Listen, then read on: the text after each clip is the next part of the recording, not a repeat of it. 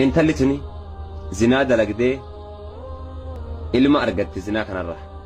saniin booda ilma isheedhaa kan ajjeefte waa lama goote jechuudha zinaa hojjette waa rabbiin jibbu ilma yookaan nafsi ajjeefte ka rabbiin jibbu ammallee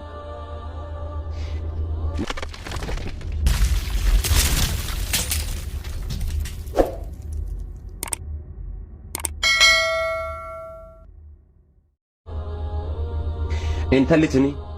zinaa dalagdee ilma argatte zinaa kanarra saniin booda ilma isheedhaa kan ajjeefte waa lama goote jechuudha zinaa hojjette waa rabbiin jibbu ilma yookaan nafsi ajjeefte ka rabbiin jibbu ammallee nabiyyi Allah Muusaa bira dhuftee yaa Muusaa inni uriidu tawba yaa Muusaa tawbaan barbaada diliin hojjedhee jennaan maali diliin keeti jedhe diliin kiyya zinaa hojjedheetiin ilma kiyya ajjeese jette Muusaan bahi gidinarraa jedhe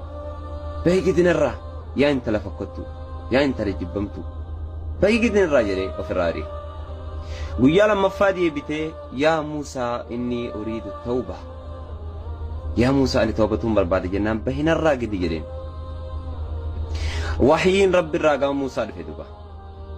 qaala yaa Muusaa lima radatta taa'iba maaliif nama tawbatuu dhufe deebifta yookaan ariita gama rabbiitti nama tawbatuu dhufe maaliif deebifta si atin beektu nama diliidhaan intala tana caalu